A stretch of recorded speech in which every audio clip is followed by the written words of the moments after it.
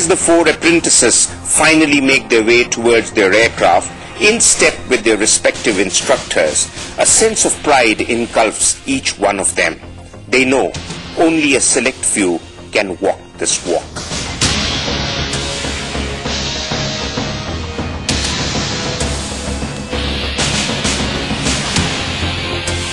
In keeping with all standard operating procedures, the pilots run a quick scan over their aircraft before climbing on board for the cockpit checks.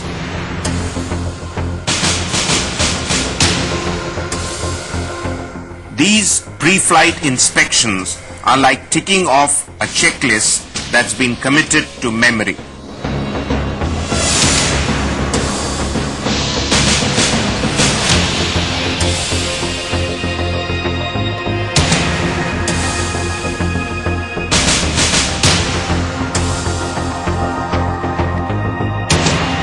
And while it's a matter of habit for the seniors, the younger ones are in the process of internalizing a routine that will stay with them for as long as they fly these birds.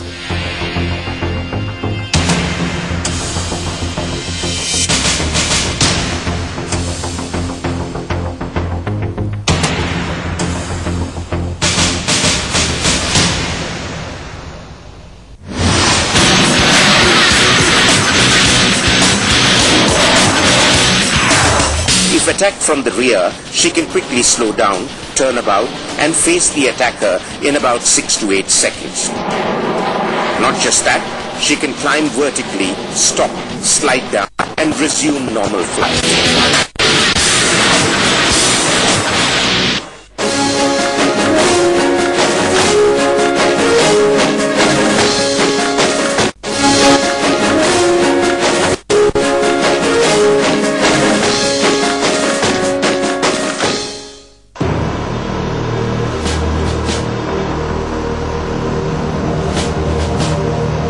It's a nervous wait for both the flying officers as they wait to take off in their Sukhois for the first time.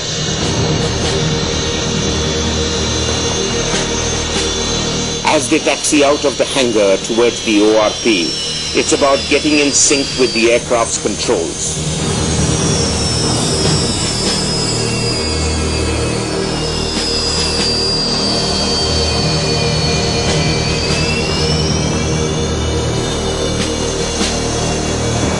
They must have done it several times over in their heads, but this is the real thing. And although if things go wrong, the senior pilot can always take over the aircraft from the rear cockpit, performance anxiety is only but natural.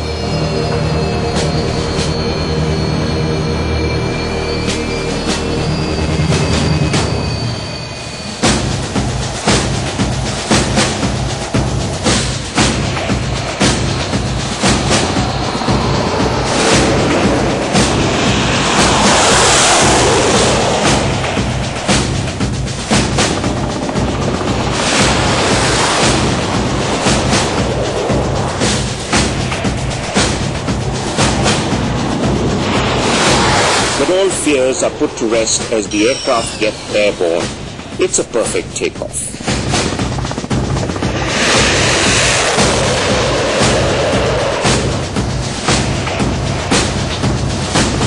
From now on, for flying officers Prashant and Manav, it's about nurturing an intensely personal relationship with this breathtakingly beautiful and powerful bird. It's about understanding her, developing a feel for her. It's about intuitively flying her.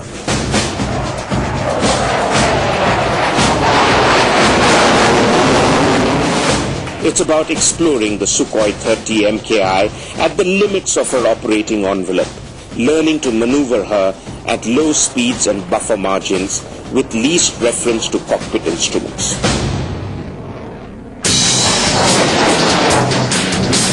From low-level aerobatic tumbles and turns to loops and barrel rolls, it's all about extracting the maximum, because the more you push her, the better she performs.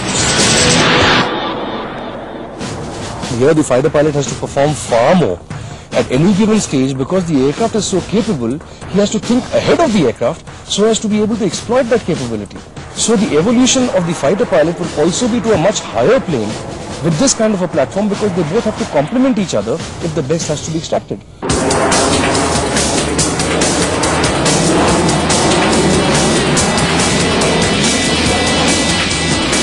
While the two ab initio pilots explore the Sukhoi 30 MKI's amazing agility in air, squadron leaders Tarun and Sumit are battling it out against each other in a simulated one-against-one combat sortie.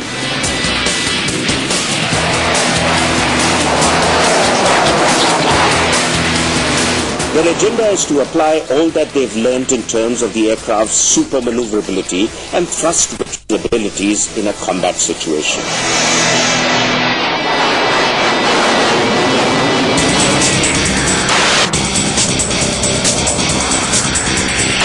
In any air combat, the thumb rule is to assume a position in space, where while the enemy is within your target range, you're always beyond the enemy's reach.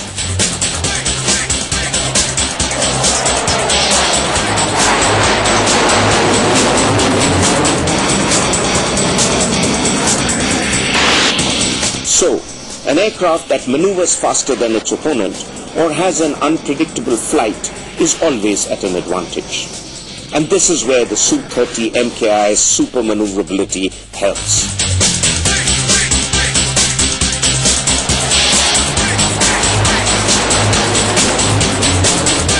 It's a concept where the maneuverability of the aircraft is enhanced dramatically at low speeds and low power margins.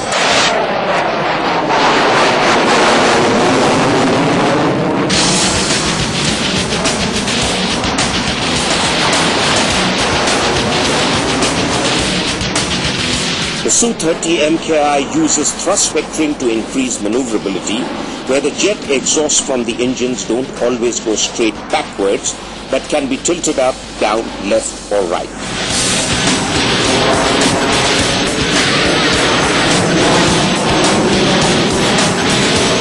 For instance, if attacked from the rear, she can quickly slow down, turn about and face the attacker in about 6 to 8 seconds.